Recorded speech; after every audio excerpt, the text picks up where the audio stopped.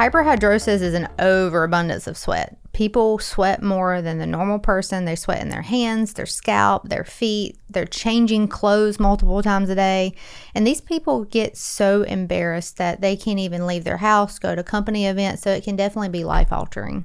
And we're not talking just about situations in which there's some anxiety, like you're going to an interview or you're going on a first date, right? This is just normal day-to-day activities, and they have stains under their armpits, right? Yep, and it's chronic, and they can't even keep their pen in their hand that their hands are sweating so much.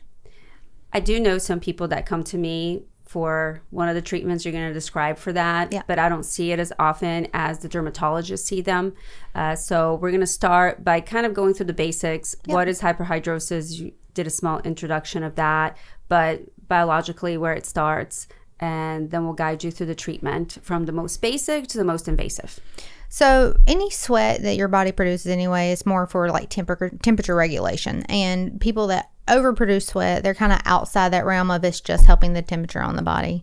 Hyperhidrosis has two different types. There's primary and secondary. And primary can happen for no rhyme or reason. Okay, people can just have excessive sweating, whether they're nervous, whether they're just waking up from their sleep, working out. There's no rhyme or reason. And then secondary hyperhidrosis, there's some medical term or medication or medical condition or medication that's behind it that is causing you to produce excess sweat. So there's some antipsychotic meds that can cause it. There's some other over-the-counter like products that people use that irritate the skin where the skin's trying to sweat as much. Thyroid disease, diabetes, and even a tumor in the brain can actually cause you to oversweat. Wow.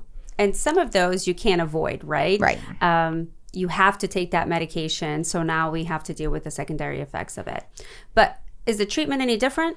Not really. I mean, again, so the baseline treatment for both of them would be to use an antiperspirant, and the best time to use that is at night. A lot of people don't understand why you have to put your antiperspirant on at night when you're out and about during the day and you're sweating. But your sweat glands are actually the least reactive when you're sleeping, you're not moving, and your body's at a calm state. So when you add that in, and most antiperspirants have an ingredient called aluminum salt, basically, and what that does is it combines with the actual sweat that's coming out, and it causes a little blocker plug in the actual sweat glands, and it slows the amount of sweat that comes out.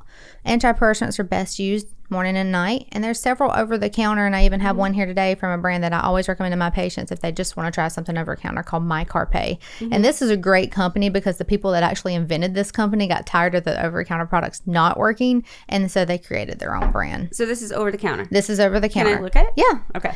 They make many ingredients or many products that actually have like lotions for your hands, thigh lotions, boob sweat lotions, scalp. What? They have a whole night conditioning treatment where it's got a roller and pads and stuff like that. And then they make scented and unscented actual antiperspirants that you can use. And again, it'll explain on the front that it is best used morning and night. So you go to sleep, put it on, wake up in the morning, you can shower, you reapply before you go about your business. And they're really good products. I actually used their thigh sweat lotion when we went to Asheville last summer, and it was just hot and sweaty out there, and it dries pretty quick. And you know how I love smells, and it smells really good. That one's really good. And like I said, this is a good company because they'll actually even send us at the office samples for patients. They even make wipes that you can keep in your hand, in your bag too, if you need them, if you're sweating more. Okay. Cool. And I have teenage boys. Yep. So you know I'm going to be getting some of these for them. Once you kind of max out on these and you need a prescription antiperspirant, you're looking at something like Drysol, which is an aluminum chloride, and that also does the exact same thing, but at a prescription strength base where it's actually mixing in the compound and causing those pores to be clogged, so it slows.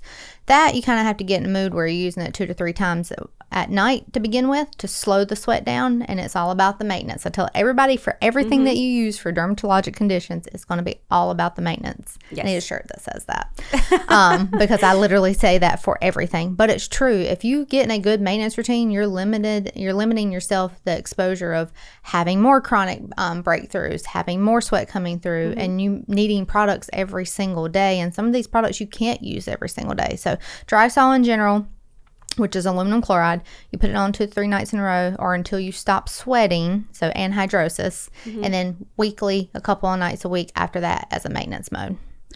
Other over-the-counter products that are like this, have the same ingredients but at a lesser strength. So if you've already tried 1 or 2 antiperspirants over the counter, I always recommend seeing a dermatologist just so you can start on something that's still stronger that you may not have to use as much before things can get worse. Okay.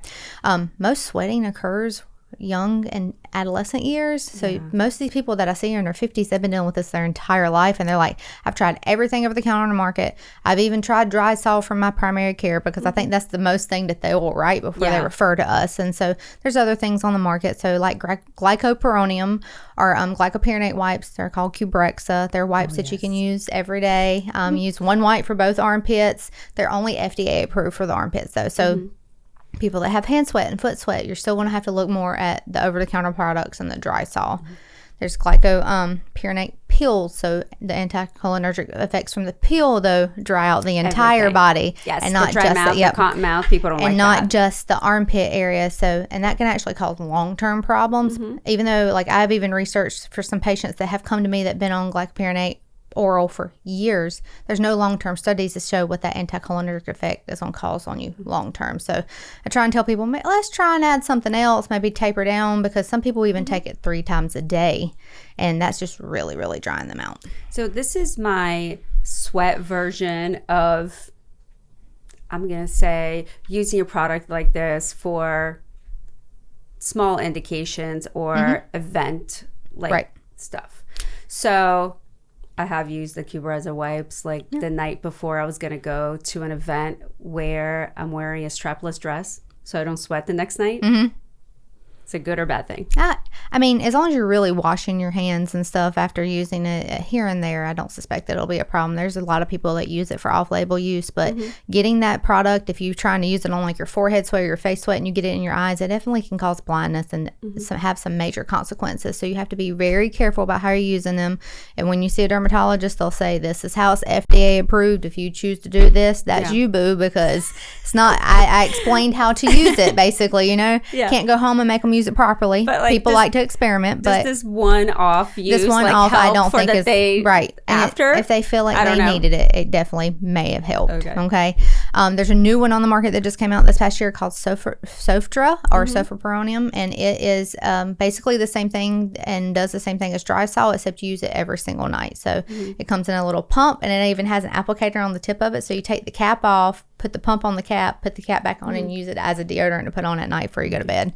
So again, multiple products that can be over the counter, multiple products that can be prescription strength, but then you're moving into bigger things after that, like Botox injections. Now, have you ever done that for any of your patients? Yes, I've done a lot of Botox injections, and that's what I get the most is people that want to come in for Botox. So since I do Botox, I have done that since my residency training, but it's a lot of units. It's 200 units. Yeah. And some of these patients' insurance will not cover it, even if they've done failed everything else on the market. Correct. So it's kind of hard to get covered, and it can be very expensive if you try and pay out of pocket, but it works well, and you get results for about 3 to 4 months. Some people only go twice a year because some people have gotten it so much it's slowed down enough for them to be able to maintain with that in combination of antiperspirants, and they may only get it every 6 months.